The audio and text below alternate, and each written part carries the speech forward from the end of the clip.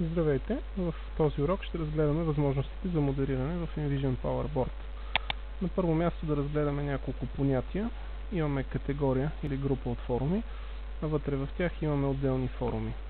Съответно във всеки от форумите имаме отделни теми. Като както виждате, ако влеземе в някоя от темите, тя съдържа отделни мнения. И така, една от основните задачи на модераторите е, когато се появят неодобрени мнения или теми, да ги прегледат и съответно да ги одобрят или изтрият. Или съответно, когато открият тема, която е автоматично била одобрена, т.е. директно е публикувана във форума, но преценят, че тя трябва да бъде отхвърлена, или също така отделно мнение в дадена тема, което трябва да бъде отхвърлено, съответно да го отхвърлят. Отхвърлените теми и мнения не се виждат от обикновените потребители, а само от модераторите на форума. Въпросът е как модераторите на форума да откриват отхвърлените теми и мнения, и това може да бъде направено по няколко начина. На първо място, при преглеждането на форумите в вашия форум, можете да видите в всеки от тях, който съдържа неодобрена тема или мнение, ето такъв тъмночервен надпис под заглавието, който гласи една тема, очакваща одобрение, и едно мнение, очакващо одобрение. Това означава, че този форум съдържа една тема и едно мнение, които не са одобрени. И така влизаме вътре и виждаме, че този форум съдържа 4 теми, като третата не е одобрена. Това става ясно по това, че фона на съответната тема е червен. Също така има и една тема, която съдържа неодобрено мнение, и това става видно от това, че на тази тема в колонка общо фона е червен и има ето такъв жълт триъгълник. Също така, ако влезете в форума, не като кликнете върху заглавието, а като кликнете върху тъмно-червения надпис, ще видите, че най-отгоре във форума ще се заредят неодобрените теми и също така темите с неодобрени мнения. Трети вариант за откриване на неодобрени теми и мнения, като просто влезете във форума и отидете най-долу, където имате бутон Форум модериране, и изберете Покажи неодобрените теми. Тогава неодобрените теми излизат най-отгоре, или съответно изберете Покажи темите с неодобрени мнения. Тогава темите с неодобрени мнения също излизат най-отгоре. Като няма значение на коя страница всъщност се намират тези теми с неодобрени мнения или неодобрени теми, те винаги излизат на първа страница най-отгоре. И така вече сме открили темата, която в момента е неодобрена. Въпросът е, ако преценим, че желаем да я одобрим, как да го направим. Първият най-прост начин е, още докато виждаме списъка с темите в даден форум, отиваме в десния край на реда, избираме този чекбокс, след което от падащото меню избираме Одобри, покажи темата и кликваме бутона с маркираните една. Благодарим, т.е. форума ни благодари, и виждате, че темата е вече одобрена. Вторият начин за одобряване на дадена тема е не чрез чекбокса, а просто като отидете при падащото меню за модератори и най-долната опция е Одобри една неодобрена тема. Съответно, ако изберете тази опция, бутона с избраните става на бутон Go, и когато кликнете бутона, отново виждаме съобщение Благодарим ви, и виждате, че темата отново е одобрена. Разликата между този начин за одобряване и първия е, че при първия може с чекбоксовете да изберете само определени теми, които да бъдат одобрени, като някои от тях няма да бъдат одобрени, а при втория вариант, вместо да избирате, можете просто да изберете всички неодобрени теми и да ги одобрите наведнъж. Третият начин за одобряване на неодобрена тема във форума е, като влезете вече вътре в темата, все пак трябва да погледнете какво е съдържанието, за да направите преценката. Виждаме, че това е спам, и тогава преценяваме, че трябва да одобриме спама, малко кофти пример. Отиваме в долния десен ъгъл на първата първото мнение, което представлява самата тема, и кликваме бутона одобри.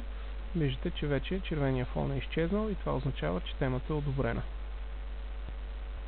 Четвъртият метод за одобряване на дадена тема е отново като влезем вътре в нея, но този път не кликваме бутона одобри, а отиваме в горния десен ъгъл на първото мнение, което представлява самата тема. Избираме този чекбокс, след което от падащите менюта избираме одобри коментарите с маркираните 1. Получаваме съобщение благодарим ви и отново виждаме, че темата вече е одобрена. И така, да прегледаме одобряването на мнения, а не на цели теми. Както вече стана дума, по червения правоъгълник в колоната общо и жълтия триъгълник пред броя на мненията може да се разпознае, че дадена тема е одобрена, но въпреки това съдържа мнения, които не са одобрени. Как да видим неодобрените мнения? Първият вариант е, като директно влеземе вътре в темата. Съответно ще видим, че първото мнение, което представлява самата тема, е одобрено. Второто мнение е неодобрено, това се познава по червения фон. И третото мнение е също одобрено. Тъй като виждаме, че самото мнение съдържа важна информация и е полезно, преценяваме, че то трябва да бъде одобрено, затова отиваме в долния десен ъгъл на мнението, кликваме бутона одобри и виждате, че червения фон изчезна и мнението е вече одобрено. Вторият начин за одобряване на мнение е, като отидете в десния край на неодобреното мнение, изберете съответния чекбокс и в най-долния край изберете отпадащото меню одобри коментарите с маркираните 1. Виждате съобщение благодарим ви и съответно виждате, че това мнение е вече одобрено. Разликата между използването на чекбокса и бутона одобри е, че при бутона одобри трябва за всяко мнение по-отделно да кликате, докато при чекбокса можете да и маркирате няколко неодобрени мнения и да ги одобрите на куп всичките. Също така съществува и трети вариант, като не използвате нито чекбоксовете, нито бутоните за приемане или отхвърляне, а използвате второто падащо меню и когато дадена тема съдържа неодобрени мнения, най-долната опция гласи одобри едно неодобрени мнение. Ако изберете тази опция и кликнете бутона Go, ще бъде одобрено съответното неодобрено мнение. Чрез третия метод можете да одобрите всички неодобрени мнения в дадена тема. Също така съществува и начин лесно да откриете всички неодобрени мнения в дадена тема, като влезете не директно в темата, а кликнете жълтия триъгълник в колоната общо срещу текста с броя за мненията. Тогава ще се заредят списък само с неодобрените мнения в съответната тема, а не всички. Както вероятно се досещате, освен да се отхвърлят, мнения и теми също така могат да бъдат освен да се приемат, мнения и теми също така могат да бъдат и отхвърляни. Например, това полезно мнение преценяваме, че трябва да бъде одобрено и виждаме, че то вече е бяло, но в същото време по-надолу има друго мнение, което е очевиден спам, съответно то може да бъде отхвърлено. По аналогичен начин, мнението, което според нас съдържа спам, може да бъде маркирано с чекбокса и съответно от падащото меню да бъде избрано не одобри коментарите, а отхвърли коментарите с маркираните 1. Виждаме съобщението благодарим ви.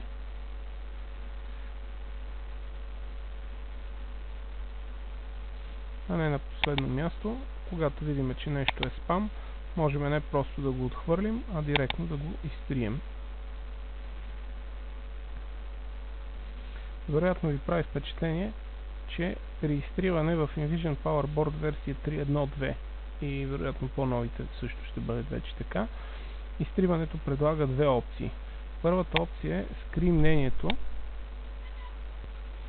Това скриване е малко по-различно от отхвърлянето на мнение, от това отхвърляне, макар че визуално ефектът е същия, т.е. тук може да напишем каква е причината и да кликнем бутона скри. И тогава виждате, че това мнение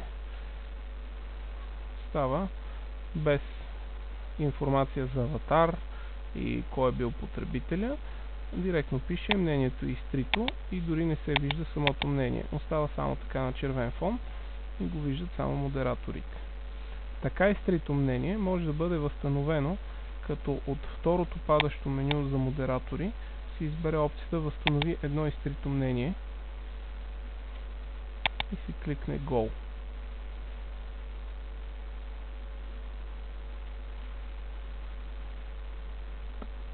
Вторият вариант е съответното мнение просто да бъде кликнато за изтриване и тогава то напълно ще бъде премахнато. Виждате, че в темата останаха само две мнения. Не на последно място, в това падащо меню можете да видите и история на темата, която е видима обаче само за администраторите, но не и за модераторите, като тук може да видим полезна информация, като например какво се е случило в темата, на кои дати и така нататък. Както виждате, понеже с тази тема в момента си играем за записване на този клип, събитията са доста. Да разгледаме и още една възможност за модериране. След като влезете в даден форум, в първата колона с списъка с мненията във форума, виждате ето такова специфично меню. В версия 3.05 имаше само това меню и се виждаше само от модератори, докато в новата версия 3.1.2 вече има едно допълнително меню, но то се вижда от всички потребители, а не само от модераторите и администраторите, а това с тези 4 бутона се вижда само от модератори и администратори. За какво служи то? Ами, първият бутон служи за преименуване на темата. Когато го кликнете, заглавието на темата се преобразува в текстово поле.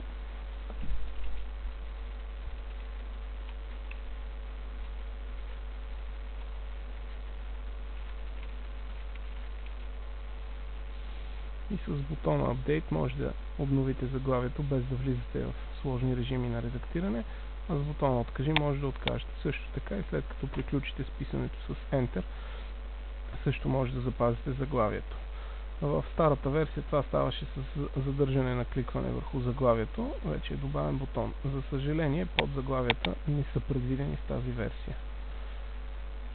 Втория бутон е за изтриване на темата. Тук имаме подобни опции, както са при изтриване на мнение, т.е.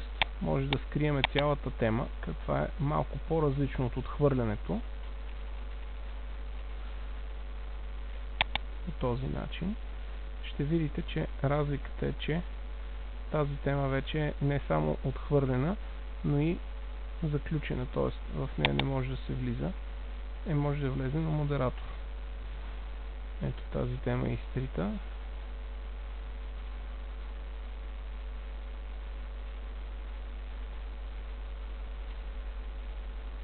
Съответно, изтритите теми пък излизат ето тук. Възстанови една изтрита тема.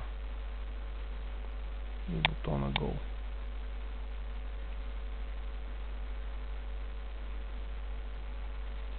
Или втората опция за изтриване е директно изтриване на цялата тема. Четвъртият бутон служи за закачане или за правене на важна тема.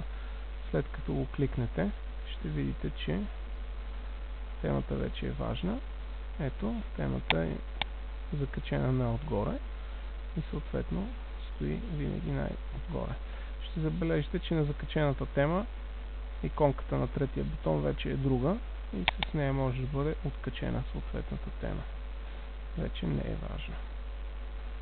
Също и важи и за четвъртия бутон, който е за заключване на темата. Виждате, темата е заключена и вече има червен хикс отпред. Или съответно заключените теми имат катинар, който е тук отключен и съответно служи за отключване на темата. С това урока за модериране приключва.